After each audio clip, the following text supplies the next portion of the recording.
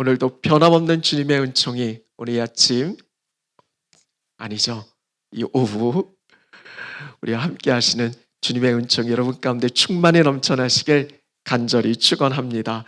오늘 말씀의 제목은 우리 함께라는 제목으로 말씀을 나누려고 합니다. 제가 개인적으로 참 좋아하는 말씀이기도 하고요. 우리 전도서 말씀 오늘 함께 읽은 본문 특별히 9절 말씀에 보면 두 사람이 한 사람보다 낫다라고 그렇게 전하고 있습니다. 여러분 어떻게 생각하십니까? 두 사람이 한 사람보다 낫습니까? 네. 아멘 안 하시는 분들도 있습니다. 에이, 혼자가 낫지라고 생각하시는 분들도 있어요. 물론 어떤 사람이냐에 따라 다르겠지만 성경을 통해서 전해주는 보편적 진리의 말씀은 그래도 혼자보다는 둘이 낫다라는 겁니다. 여러분 사람이 이 땅 태어나서 혼자 살아가는 것만큼 어려운 일이 또 어디 있겠습니까?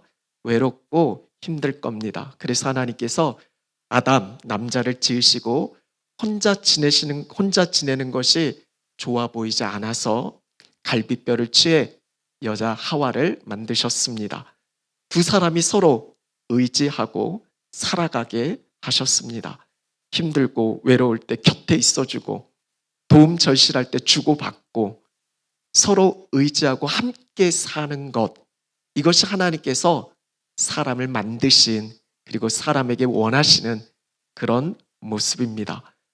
우리가 잘 아는 사람을 뜻하는 한자, 사람 인자가 있는데요. 그 인자를 보면 어떻게 생겼습니까?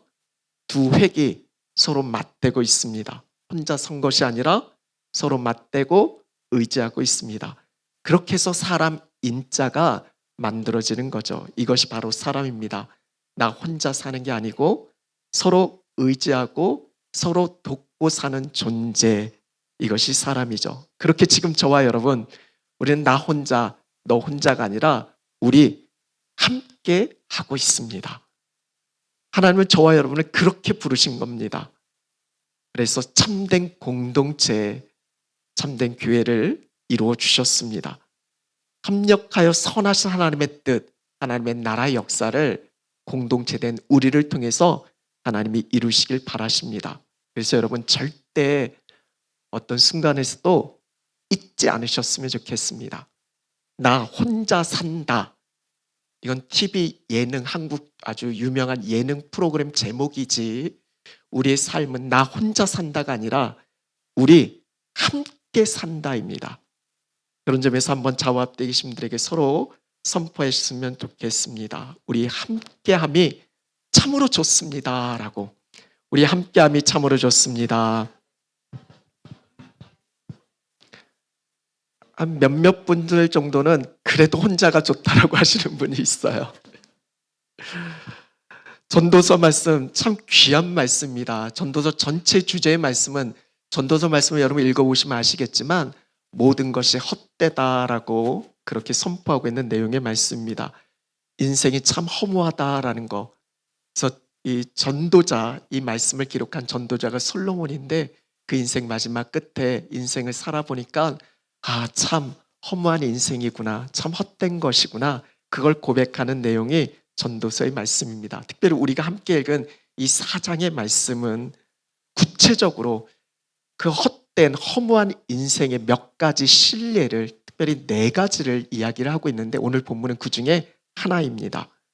오늘 본문 말씀은 이렇게 시작되고 있죠. 7절 말씀 한번 같이 읽어볼까요? 내가 또 다시 해 아래에서 헛된 것을 보았도다. 또 다시 헛된 것을 보았대요. 첫 번째, 두 번째 얘기하고 세 번째 이야기하는 겁니다. 헛된 걸 봤다라는 거예요. 그게 뭡니까? 그게 본 게 뭐예요? 이어지는 8절의 내용입니다. 종합해 보면 이런 이야기예요. 무엇이 헛되냐면 함께할 대상, 함께할 수 있는 사람이 없는 것에 대한 허물을 이야기하고 있습니다. 어떤 사람이 있는데 수고의 끝도 보이지 않습니다. 쉬지 않고 열심히 일을 했어요. 재산도 모았어요. 그런데 만족은 없습니다.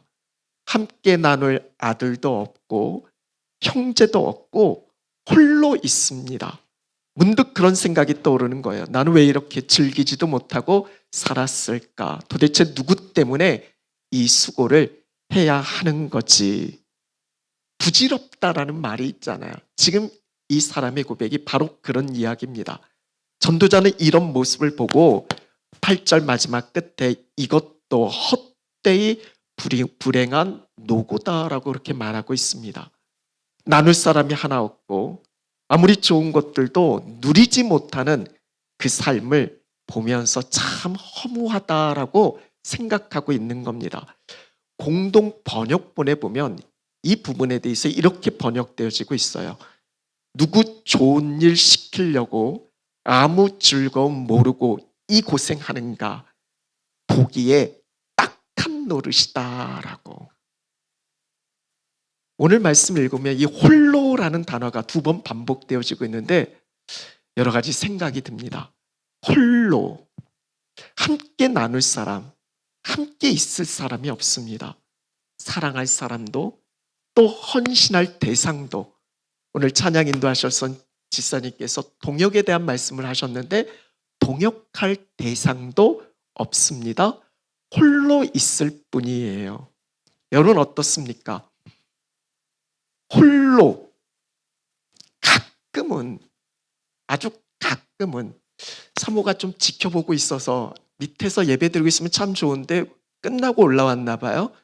아주 가끔은 홀로 있고 싶을 때가 있습니다. 아주 가끔입니다. 여러분도 그럴 때 있지 않으세요? 한번 손 들어 보실래요? 가끔. 언제까지 내가 뒷감당해야 하는지, 내가 언제까지 책임져야 하는지, 좀 더 편하게, 그렇게 지내면 안 될까? 공감하시는 분들이 있을 거예요. 내 삶에 이 인간이 전혀 도움이 되지 않습니다. 제발 좀 사라졌으면 좋겠습니다.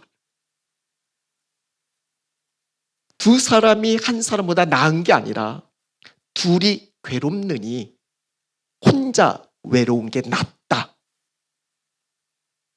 제 이야기가 아니라 실제로 한국의 통계청에서 중년 이후에 이혼이 급증하고 있다라고 하면서 그 타이틀을 그렇게 적었어요. 둘이 괴롭느니 혼자 외로운 게 낫다. 제가 한 게 절대 아니에요. 신앙생활도 그렇게 생각하시는 분들이 있어요. 요즘 우리가 사는 이 사회가 개인주의 성향이 강하잖아요.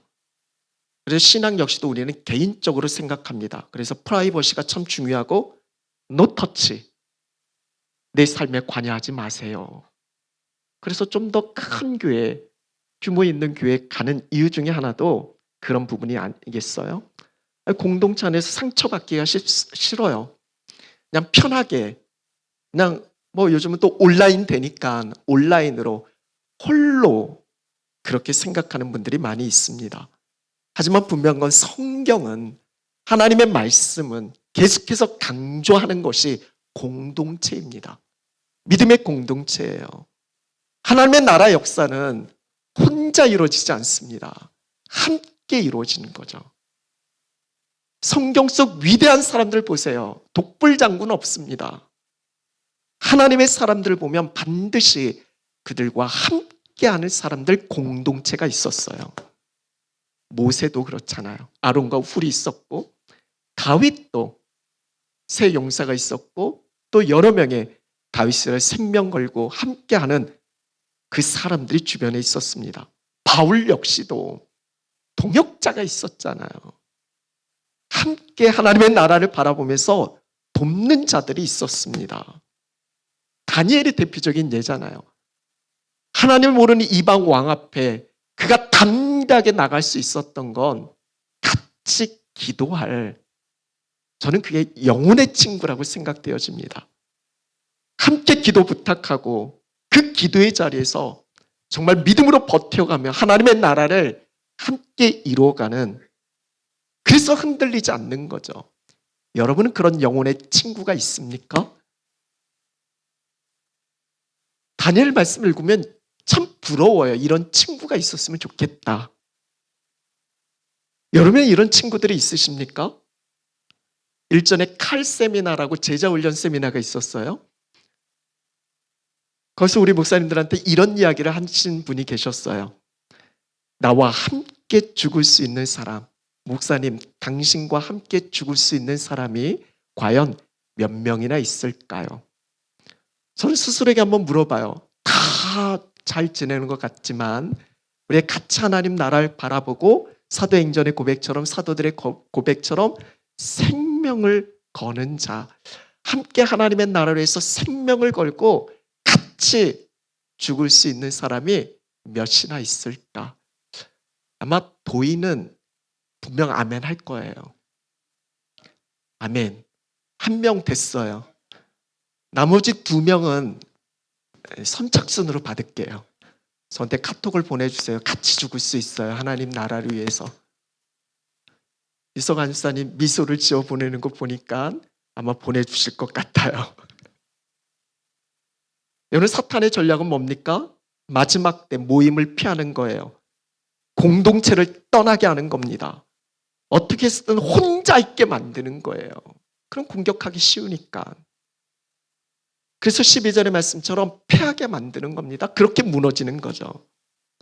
여러분, 우리의 인생은 치열한 영적 전쟁이에요. 혼자 힘으로가 아니라 공동체가 함께 하는 겁니다. 오늘 이 말씀을 전하는 여러분, 전도자인 솔로몬의 마음이 어땠을까? 솔로몬은 정말 많은 걸 누렸던 사람이잖아요. 뭐 부인만 엄청났으니까. 그런데 진정 같이 나눌 영혼의 동반자, 영혼의 친구가 없었던 거예요. 그래서 전도자는 오늘 이 말씀을 전하면서 함께 할 대상이 없는 것에 대한 허물을 이야기하는 겁니다. 그래서 강조하는 것이 오늘 9절의 말씀이에요. 오늘 말씀의 핵심이기도 하고요. 다시 한번 9절 말씀 같이 읽겠습니다. 두 사람이 한 사람보다 나음은 그들이 수고함으로 좋은 상을 얻을 것임이라. 아멘. 두 사람이 한 사람보다 낫대요. 그들이 함께 수고해서 좋은 상을 얻게 될 거라고. 이게 하나님의 나라입니다. 하나님의 나라의 원리가 바로 이와 같아요. 오늘 기도하실 때도 그랬고 또 찬양 인도하신 분도 그랬고 협력을 이야기합니다. 연합을 이야기했어요. 이게 하나님의 나라예요. 동역하는 겁니다. 함께 수고하는 거예요. 우리가 너무나 잘 아는 로마서 8장 28절 말씀. 하나님을 사랑하는 자, 곧 그의 뜻대로 부르심을 입은 자들에게는 어떻게 된다고요? 합력해서 선을 이룬다라고. 합력입니다. 시편 133편 1절은 어떻게 이야기합니까? 보라, 형제가 연합하여 동거함이 어찌 그리 선하고 아름다운고. 하나님이 아름답게 여기시는 게 뭐예요? 형제가 연합하는 거예요. 하나님이 너무 기뻐하시는 겁니다. 하나님이 바라시고 원하시는 뜻은 홀로가 아니라 우리 함께입니다. 오늘 그래서 10절 말씀을 보면 함께 있다 넘어지면 붙들어 일으켜줄 사람이 있어요. 하지만 홀로 있어 넘어지면 붙들어 일으킬 자가 없어서 화가 있다라고 이야기합니다. 그리고 11절에 두 사람이 함께 누우면 따뜻하고 한 사람이면 어찌 따뜻하겠냐라고 이야기합니다. 이 10절 11절의 내용은 당시 팔레스타인의 생활 속에서 비유적으로 표현한 겁니다. 당시 그 시대에 어떤 거친 사막과 광야를 여행할 때, 건너갈 때 일어날 수 있는 여러 가지 사건들을 비유적으로 표현한 거죠. 이런 사막을 건넌다고 한번 생각해 보세요. 여러 가지 변수가 있잖아요. 장애물이 있잖아요. 때로는 지쳐 쓰러질 수 있잖아요. 근데 혼자 가는 게 아니라 누군가 함께 있으면 같이 붙들어줄 수 있잖아요. 도와줄 수 있고 이렇게 세워줄 수 있잖아요. 근데 그렇지 않고 혼자 가다가 화를 당할 수 있다는 거예요. 그래서 사막을 여행할 때, 광야를 여행할 때 절대 혼자 가는 것이 아니라 함께 동행해야 한다라는 걸 말씀하고 있죠. 우리 주님도 제자들을 파송할 때, 전도대로 파송할 때 둘씩 짝을 지어서 보냈잖아요. 우리 삶도 마찬가지입니다. 우리 삶도 거친 사막, 또 광야의 여정이 있을 수 있어요. 고되고 힘든 그런 삶의 문제가 있을 수 있습니다. 반복되는 시련, 어려움, 때로는 지쳐 쓰러지기도 합니다. 혼자 힘으로가 아니라 이때 손을 내밀어 줄 수 있는, 일으켜 세워줄 수 있는 그런 사람이 필요합니다. 다시 시작할 수 있도록 힘과 용기를 줄 수 있는 사람, 우리 함께 했으면 좋겠습니다. 이것이 참된 교회의 우리 공동체입니다. 오늘 말씀처럼 함께 붙들어 줄 수 있는, 따뜻하게 품어줄 수 있는 그런 공동체 말이죠. 오히려 공동체 안에서 누군가로 인해 상처받고 힘에 겪고 그게 아니라 함께 붙들어줘서 일어날 수 있는 그런 공동체 말이죠. 오늘 서로가 그런 존재가 됐으면 좋겠습니다. 아직도 기억에 남는 한 부부 이야기가 있어요. 주일날 설교 시간에 이야기하기가 참 참혹할 정도로 마음이 아픈 이야기입니다. 하나밖에 없는 딸을 무참히 잃었어요. 너무나 기가 찰 노릇입니다. 어떻게 이런 일이 일어날 수 있을까? 한국에서는 오래전에 용산 초등생 피살 사건으로 잘 알려진 사건의 내용입니다. 11살 된 그 하나밖에 없는 딸이 잠깐 나간다고 집을 나갔는데 그 다음날 포천 한 논바닥에서 숫덩이로 발견이 된 겁니다. 아니 어떻게 이런 일이 있을 수 있을까? 하나님도 무심하시지. 도대체 하나님은 뭐하고 계시는가?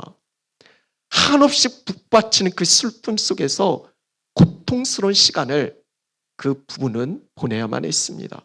근데 놀라운 건 그 다음 이야기입니다. 국민일보라고 크리스찬 신문인데요. 소개되어진 적이 있었어요. 이 부부가 너무나 고통 가운데 있는데 자신과 비슷한 일을 당한 피해자가 있는 걸 알게 됐어요. 그래서 그 가족들을 돕는 데 써달라고 조금씩 자신들이 가진 걸 내어놓기 시작했습니다. 한 번은 거액을 기부하기도 했고 신문 노출을 꺼렸기 때문에 아주 나중에 훗날 알게 됐지만 매년 선뜻 자신들의 것을 내어놓았습니다. 돈이 많아서가 아니에요. 생각해 보세요. 돈의 액수를 떠나서 지금 그 심정에 누굴 도와줄 생각을 할 수 있겠습니까? 지금 가장 힘든 사람들이 자신들인데 그 힘든 마음 가지고 누구를 도와주고 누구를 생각할 수 있겠어요? 어떻게 이런 일이 일어날 수 있을까? 그 부부가 이렇게 인터뷰를 합니다. 내용이 이래요. 아이를 잃고 너무 힘들었습니다. 하지만 슬픔이 분노로 변하지 않기를 기도하고 또 기도했습니다. 그러면서 우리 같은 처지에 있는 사람들을 돕는 것이 그 고통을 이겨낼 방법이라고 생각했습니다. 잘 들어보세요. 우리 같은 사람들. 이게 핵심이에요. 나만 생각하면 억울하고 분하고 화가 미쳐요. 왜 내게만 이런 일이 있는가 물을 수 있어요. 근데 그 시선을 우리로 바꾼 겁니다. 우리 같은 사람들, 나만이 아니라 나와 같이 아프고 고통스럽고 힘겨운 사람들이 있구나. 시선을 열어간 겁니다. 그리고 실제로 그렇게 기부된 돈은 비참하게 가족을 잃은, 언론 보도를 통해서 비참하게 가족을 잃은 그런 사람들이 너무 많잖아요. 그들을 돕는데 그것이 쓰여집니다.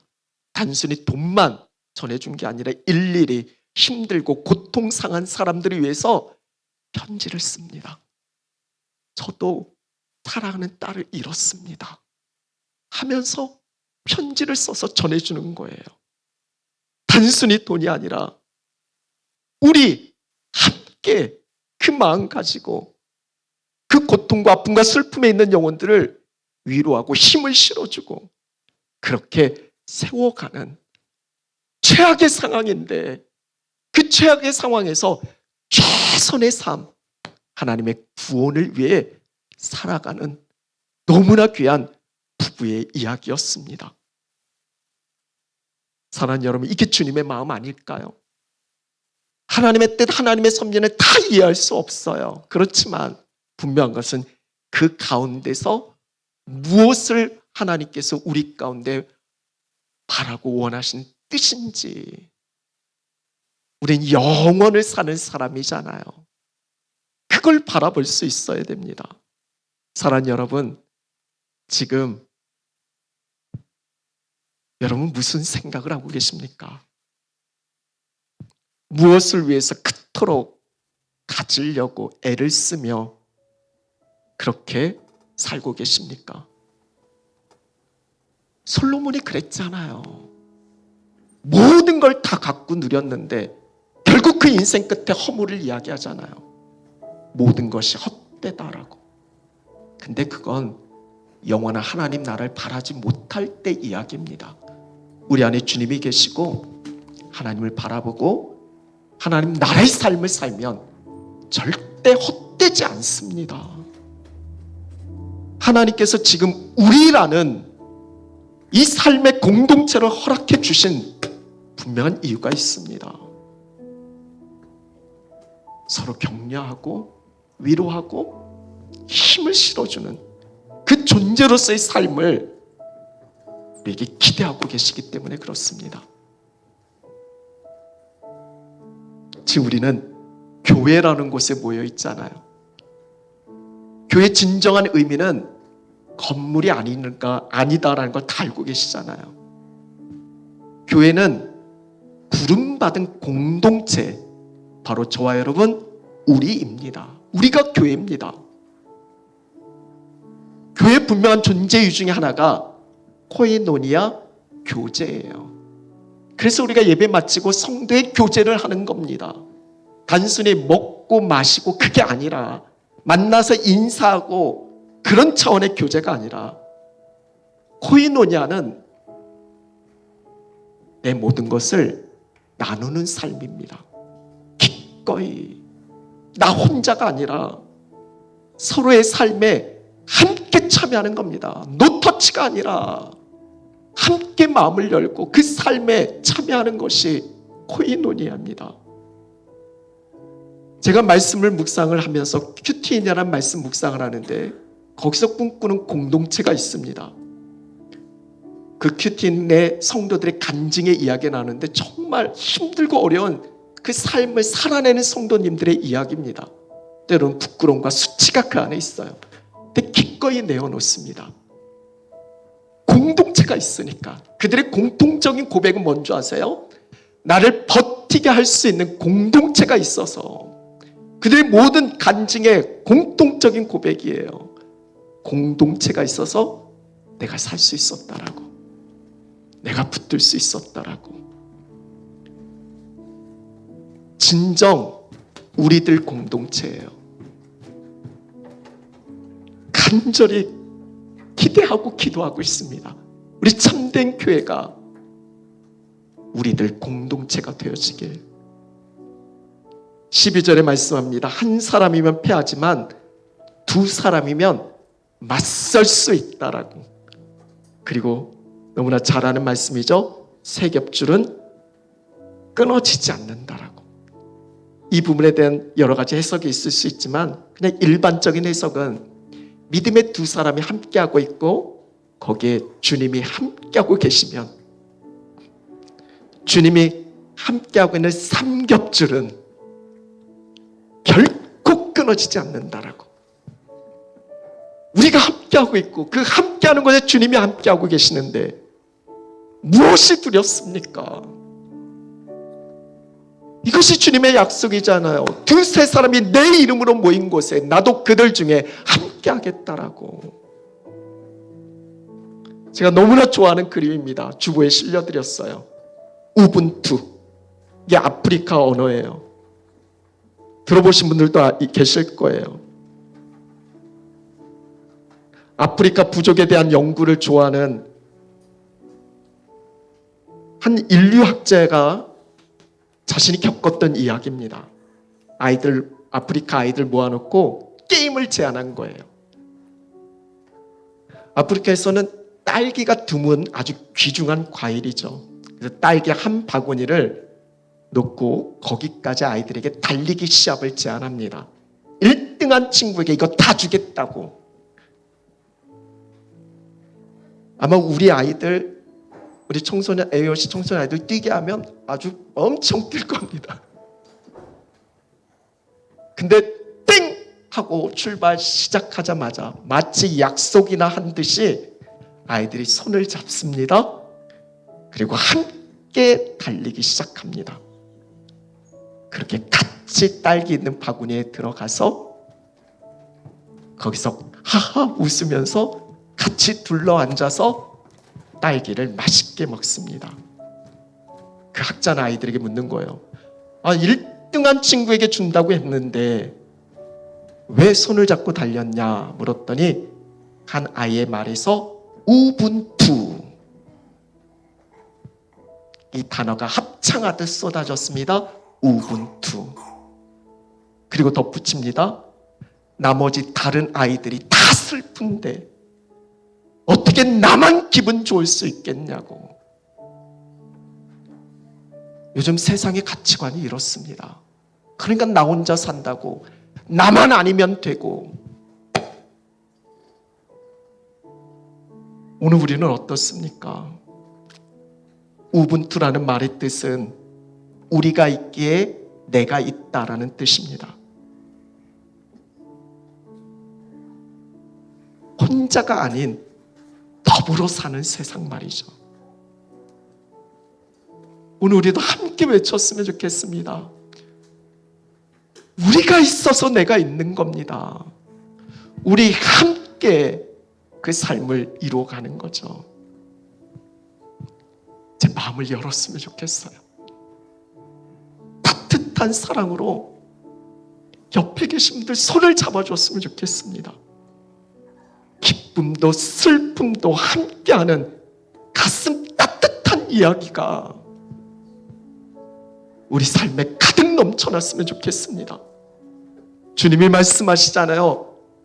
그들이 수고함으로 좋은 상을 얻게 될 것이다 라고.